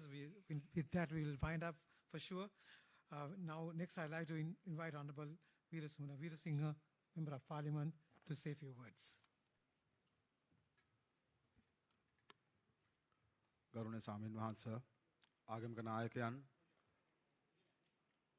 පලස්තීනයේ ශ්‍රී ලංකාවේ පලස්තීන තානාපතිතුමා ප්‍රධාන සියලුම තානාපතිතුමන්ලා තුමියන්ලා සම්භාවනීය ආරාධිත අමුත්තන් පලස්තීන ශ්‍රී ලංකා සහයෝගිතා සංවිධානයේ සභාපති බිමල් රත්නායක සහෝදරයා ප්‍රධාන සියලුම දේශපාලන පක්ෂ නායකයන් ඇතුළු සියලු දෙනාගේම අවසරයි. කාලය ඉක්ම ගිය නිසාවෙන් තමත් කෙටියෙන් අදහසක් දක්වන්න ශ්‍රී ලංකා කොමියුනිස්ට් පක්ෂයේ විදියට බලාපොරොත්තු වෙනවා. මේ සිද්ධිය ගැන මෙතනින් අපි කවුරුත් තමත් සංවේදී. මේ සිද්ධිය සහ මේ කාරණාව ගැන පුළුල් අවබෝධයක් තියෙන පිරිසක් මෙතනට එකතු වෙලා ඉන්නේ. එක්සත් ජාතීන්ගේ සංවිධානය පලස්තීන ජාත්‍යන්තර සහයෝගිතා දිනයක් ප්‍රකාශයට පත් කරලා තියෙනවා. ඒක දීර්ඝ කාලයක් තිස්සේ ලෝකේ හැම රටක්ම ඒ දිනය සමරනවා එක එක ආකාරයෙන්. හැබැයි ඉතිහාසයේ ඛේදනීයම ඒ සමරුම කරන වසර 2023 මේ අවුරුද්ද තමයි ඒ පලස්තීන ජාත්‍යන්තර සහයෝගිතා දිනය සමරන්නේ. ලෝකේ පුරාවටම විශේෂයෙන් සෑම රටක්ම විශේෂයෙන් ප්‍රගතිශීලී දේශපාලන පක්ෂ සංවිධාන තරුණ සංවිධාන අද දවසේ ලෝකේ පුරාවටම ඒකරාශී වෙමින් මේ කටයුත්ත සමරනවා, උද්ඝෝෂණය කරනවා, අරගල කරනවා. විමර්ශකවල අපි සමාජික අධ්‍යයන ලෝකවැයන්තුවාදී තරුණ හාස්‍ය සංවිධානය ලෝකේ පුරාවටම මේ වෙනුවෙන් විශාල මැදිහත් වීමක් මේ මොහොතේ සිදු වෙමින් තියෙනවා. ඉතින් ඒ සියලු බලපෑම් කරන්න නිශ්චිත කාරණාවක් උදෙසා ඒ කාරණාව තමයි ඊළඟ පෙරේරා මැතිතුමා කියපු වගේ මේක වෙනත් කාරණාවක් නෙවෙයි මනුස්සත්වයේ වෙනුවෙන් කරන අරගලයක්. මේක රටක් වෙනුවෙන්, ජාතියක් වෙනුවෙන්, කුලයක් වෙනුවෙන් නෙවෙයි මනුස්සත්වයේ වෙනුවෙන් කරන අරගලයක්. ඒක නිසා පක්ෂ පාට ભેද මොකක්වත් නැහැ. අවුරුදු 75ක් පුරාවට ගෙවිච්ච මේ පලස්තීන් ප්‍රශ්නය අද ලෝකේ ප්‍රධානම ප්‍රශ්නය බවට පත් වෙලා අධිරාජ්‍යවාදයේ තවත් එක් ගොදුරක් බවට පලස්තීනය තව තවත් ගිල ගනිමින් තියෙනවා. ඒක නිසා මේ මොහොතේ අපි බල කරනවා ලෝකේ ඉන්න සියලුම ප්‍රගතිශීලී මිනිසුන්ට මානව හිමිකම් ගැන කතා කරන ඒ වෙනුවෙන් පෙනී සිටින සියලු සංවිධාන වලට රටවල් වලට මේ වෙනුවෙන් බලපෑම් කළ යුතු කාලය ඇවිල්ලා. එක්සත් ජාතීන්ගේ සංවිධානයට අපි බල කර සිටිනවා. එක්සත් ජාතීන්ගේ සංවිධානයට අනුබද්ධ සියලු සංවිධාන මානව හිමිකම් කොමිසම ඇතුළු අනිකුත් සියලු සංවිධාන වලට ඒ වගේම නිෂේධ බලය හිමි රටවල් වලට ආරක්ෂා මණ්ඩලයේ රටවල් වලට සියලු කාරණා පසක දාලා මේ යුද්ධය නවතාලීම සඳහා වන తాවකාලික සටන් විරාම නෙවෙයි ස්ථිර සටන් විරාමයක් සඳහා වන මඟ පෙන්වීම බල කිරීම වහවහම කළ යුතුයි. මේ යුද්ධයේ තියෙන බල ඒකේ තියෙන හානිය ගැන අපි කවුරුත් දන්නවා. ඉතිහාසයේ කවදාවත් නොවිවිච්ච තිරස් තියෙන යුද්ධයක්. අපි 30 අවුරුදු යුද්ධයකට මුහුණ දීපු රටක්. අපි යුද්ධය ගැන බොහොම සංවේදී අත්දැකීම් ඔබට අපට ගොඩක් තියෙනවා. හැබැයි පලස්තීන යුද්ධය ලෝක ඉතිහාසයේ තිබිච්ච හැම යුද්ධයකටම වඩා තිරස්තින යුද්ධයක් බවට පත් වෙලා තියෙනවා. සරණාගත කඳවුරු වලට බෝම්බ හෙලමින්, රෝහල් වලට බෝම්බ හෙලමින් ඉපදෙන්න ඉන්න දරුවන්, එහෙම නැත්නම් අර නොමේරු ලදරු වේකකවල ඉන්න දරුවන්ට ජීවිතය නැති වෙන ආකාරයට, හුස්ම ගන්න හුස්ම ටිකක් ඔක්සිජන් ටිකක් නැති වෙන ආකාරයට කටයුතු කරමින්, ආහාර ටික, විදුලිය ටික, ජලය ටික නැති කරමින් කරන මේ යුද්ධය ලෝක ඉතිහාසයේ තිරස්තිනම යුද්ධය බවට පත් වෙමින් තියෙනවා. ඉතින් මේ යුද්ධය නතර කිරීම නිසා සියලු දෙනාම පෙළ ගැසිය යුතුයි. ඉතිහාසයේ අපූර්ව දෙයක් ලංකාව තුළ සිද්ධ වුණා මේ කාරණාව උදෙසාවෙන්. මේ කෙටි කාලය තුළ මේ දවස් දැන් 60කට ආසන්න වෙනවා. දවස් 50 ගාණක් වෙන මේ යුද්ධයේ මේ කාල සීමාව තුළ ඔක්තෝබර් 7 වෙනිදා ඉඳලා මේ දක්වා කාල සීමාව තුළ මේ කරුණ ආරම්භය ලංකාවේ හැම දෙනාම එකතු වෙච්ච තත්ත්වයක් තියෙනවා. 14ක් වෙච්ච පිරිසක් හැරෙන්න. සියලු දේශපාලන පක්ෂ එකතු වුණා. සියලු ආගමික නායකයන් මීට දින කිහිපයකට කලින් හයිඩ් පාක් එකේ දැවැන්ත සමුළුවක් සියලු පක්ෂ එකතු වෙමින් එක්සත් ජාතීන් සංවිධානයට බල කර සිටියා. ලංකාවේ සියලුම දේශපාලන පක්ෂ, ප්‍රධාන දේශපාලන පක්ෂ 22ක් පක්ෂ නායකයන් අස්සම් කරමින් බල කර සිටියා. වහාම මේ සඳහා වන මැදිහත් වීම වෙන්න කියලා. පාර්ලිමේන්තුවේ 3න් 2කට වැඩි മന്ത്രിවරු 159ක් മന്ത്രിවරු අස්සම් කරලා එක්සත් ජාතීන්ගේ සංවිධානයට බාර දුන්නා මේ සඳහා වන මැදිහත් වීම වෙන්න කියලා. මේ අද තවත් පලස්තීන සහයෝගිතා සංවිධාන කරන මෙම රැස්වීමත් ඇතුළුව මෙවැනි කාරණා ගණනාවක් ලංකාව පුරා සිද්ධ වුණ ඉතිහාසයේ පළවෙනි වතාවට කවුරුත් එකතු වෙච්ච කර්මණක් වෙනුවෙන් එකතු වෙච්ච සිදුවීමක් බවට පත් වුණා. මේ කාරණාව ලෝකයේ තුලත් වෙනවා නම් අපි විශ්වාස කරනවා මේ යුද්ධය නතර කරන්න පුළුවන්කම ලැබෙවි කියලා. ඒක නිසා මේ කාරණාවේදී කාරණා දෙකක් කියමින් මගේ කතාව අවසන් කරනවා. ශ්‍රී ලංකා කොමියුනිස්ට් පක්ෂයේ විදිහටත් අපි නියෝජනය කරන දේශපාලන ධාරාවේ සියලුම දේශපාලන සංවිධාන විදිහටත් කාරණා දෙකක්. වහාම මේ යුද්ධය නතර කළ යුතුයි. වහාම සටන් විරාමයක්, ස්ථිර සටන් විරාමයක් වෙමින් මේ යුද්ධයෙන් පීඩාවට පත් වෙන සියලු මිනිසුන්ට සහන ලබා දෙන මැදිහත් වීමක් විය යුතුයි. ඒකට නායකත්වයේ එක්සත් ජාතීන්ගේ සංවිධානය ගත යුතුයි. ඒ වගේම එක්සත් ජාතීන්ගේ සංවිධානයේ ඒකමතිකව සම්මත වෙච්ච 1965 දී සම්මත වෙච්ච යෝජනාව, ඒ නිදහස් පලස්තීනයක් වෙච්ච යෝජනාව, ඒ යෝජනාවේම කොටසක තියෙනවා ඊශ්‍රායලයට නිදහස් රාජ්‍යයක් බවට පත් වෙන්න, නිදහස් පලස්තීනයක් බිහි වෙන්න කියන යෝජනාව ක්‍රියාත්මක කිරීම මේ කාලේ කළ යුතුයි. අද ඇත්ත වශයෙන්ම සිද්ධ වෙන්නේ ඊර්ෂ්‍යාලය හා හමාස් සංවිධානය අතර අරගලයක් නෙවෙයි, අධිරාජ්‍යවාදය සහ අනිකුත් කඳවුරු අතර ප්‍රශ්නයක් බවට මේක පත් වෙමින් තියෙනවා. අධිරාජ්‍යවාදය තමන්ගේ බලය පතුරන, තමන්ගේ බලය වපුරන අරගලයක් බවට මේ ම්ලේච්ඡත්වයේ පිරිච්ච යුද්ධය පත් කරමින් තියෙනවා. ඒක නිසා ශ්‍රී ලාංකිකයන් විදියට අපි කවුරුත් පෙළ ගැහිලා මේ වෙනුවෙන් මීට වඩා ශක්තිමත්, මීට වඩා පෙළ ගැහිච්ච, මීට වඩා බලපෑම් සහගත අරගලයක් වෙනුවෙන් එකතු වෙමු කියන ආරාධනාව කරමින් නිදහස් පලස්තීන වෙනුවෙන් අප කාගේත් ආශිර්වාදය පළ කරමු කියන කාරණා කරමින් ප්‍රී පලස්තීන් කියලා සඳහන් කරමින් ඔබ සියලු දෙනාට ජය වේවා කියලා ප්‍රාර්ථනා කරමින් මානවීය බොහොමත් ස්තුතියි. බොහොමත්ම ස්තුතියි. One last 5-minute speech. That is from Honorable Vasanta Samarasinghe from MP.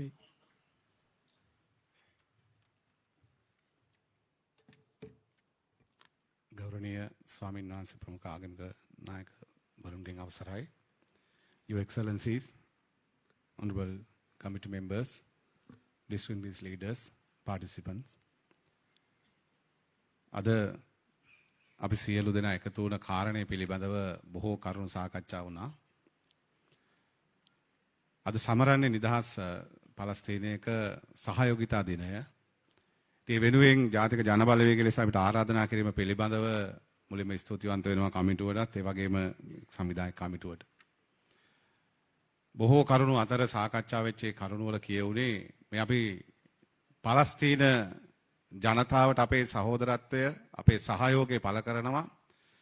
අද ලෝකේ පුරා සාකච්ඡාව, ලෝකේ පුරා මේ මතුවලා තියෙන මාතෘකාව බවට පත් වෙලා තියෙන්නේ පලස්තීන ජනතාවගේ නිදහස් අරගලය, නිදහස් පලස්තීනයක් වෙනුවෙන් තියෙන අරගලයට එරෙහිව මිලේච්ඡ යුද්ධයක් දින 50කට වැඩි කාලයක් තියෙනවා. ලෝකේ තිබිච්ච යුද්ධවලට වඩා වෙනස් අත්දැකීම් පලස්තීනයෙන් අපිට ඇහෙනවා. දරුවන්ගේ ඝාතනයන්, ඒ වගේම රෝහල් තුලට බෝම්බ හෙලීම, ආහාර මාර්ග නවත්තලා දාලා මහා මිලේච්ඡ මිනිස් ඝාතනයන් අපි පලස්තීනය තුලින් ඇහෙනවා. හැබැයි මේ යුද්ධය පිළිබඳව, මේ මිලේච්ඡ ත්‍රස්තවාදී ක්‍රියාකාරකම් පිළිබඳව ඇහෙද්දී අපි බොහෝ මෙතන සාකච්ඡා වුණා වගේ එක්සත් ජාතීන්ගේ සංවිධානය පිළිබඳව, ආරක්ෂක කවුන්සිලේ ක්‍රියාමාර්ග පිළිබඳව, අපිට එවගේ තියෙන සමහර ප්‍රතිපත්ති පිළිබඳව අපිට ප්‍රශ්න කරගන්න සිද්ධ වෙලා තියෙනවා. While I'm sitting here, I thought today we are celebrating, we are solidarity with the Palestine Day. We are celebrating with the Solidarity Day. If the war is happening continuously within 2-3 years, there may be a no Solidarity Day with the Palestine because Israel will occupy all the land. That's why we need solidarity with the Palestine. අපි හැමෝම මේ එකතු වුණා වගේම ලෝකේ පුරා එකතු වෙච්ච ජනතාවත් එක්ක මේ නිදහස් පලස්තීනය වෙනුවෙන් ගෙන යන අරගලයත් එක්සත් ජාතීන්ගේ සංවිධානය පිළිගත් නිදහස් පලස්තීනය ස්ථාපිත කිරීමට ලෝකේ පුරා ජනතාවගේ මේ අරගලය ශක්තිමත් කිරීම සඳහා ලාංකීය සියලු දේශපාලන පක්ෂ සියලු ආගමික නායකයින් ඇතුළු සියලු ප්‍රජාවන්ගේ මැදිහත් වීම මෙතෙන්ට එකතු වෙච්ච සියලුම රටවල සහයෝගයෙන් අපිට පේනවා මේ අරගලේ ඇත්ත උමනාව නිදහස් පලස්තීනයක් වෙනුවෙන් තිබෙනවා. ඒ නිසා මේ නිදහස් පලස්තීනයක් සඳහා වූ අරගලයට මෙරට සියලු ජනතාව සමග එක්ව ජාතික ජනබලවේගයේ උපරිම සහයෝගයත් ඒ සහෝදරත්වයත් පළ කර සිටමින් නිදහස් පලස්තීනයක් වගේම ඒ පලස්තීන් ජනතාවගේ නිදහස වෙනුවෙන් පෙනී සිටීම සඳහා ඒ සහයෝගය ලබා දීමට අපි එකසිතින් බැඳී සිටිනවා පෙනී සිටිනවා කියන ප්‍රාර්ථනයත් ඒ අදිස්ථානයත් එකතු කරමින් පලස්තීන් ජනතාවටත් නිදහස් පලස්තීනයටත් ජය වේවායි ප්‍රාර්ථනා කරමින් මම නවතිනවා. බොහොම ස්තුතියි. බොහොමත්ම ස්තුතියි. Every good thing has to end. Ladies and gentlemen, distinguished guests, we have come to the conclusion of today's program. Many contributed tirelessly to make this event a grand success within a very short period of time. To thank officially for those who worked day and night and to make this event a reality, I wish to cordially invite Mr. Fawzan Farooq, Secretary of Sri Lanka Committee of Solidarity with Palestine, to deliver the vote of thanks.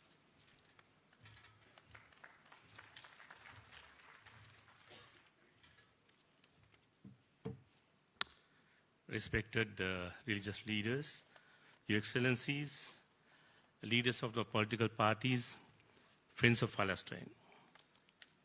People, nations and states all over the world are making today as a day of solidarity with people of Palestine. Our Solidarity Committee has also joined the world community in holding this event amidst of a darkest era of the struggle of Palestine, where ongoing genocide is happening in the Gaza Strip. On behalf of the committee, I especially thank the Council of Arab Ambassadors for their generosity and contribution towards this event. And I also thank His Excellency Ambassador of the Palestine, the staff of the Embassy of the Palestine, chairperson and the members of the Solidarity Committee for the untiring support and effort organizing this event. I also wish to thank the BMICH and the support groups all came forward supporting us to have this event today. I wish you all a pleasant evening and thank you, and let us wholeheartedly wish freedom for Palestine. Thank you. While thanking Mr. Fawzan Farooq, General Secretary of Sri Lanka Committee for Solidarity with Palestine, thanking all of us here, we kindly invite all of you to... We are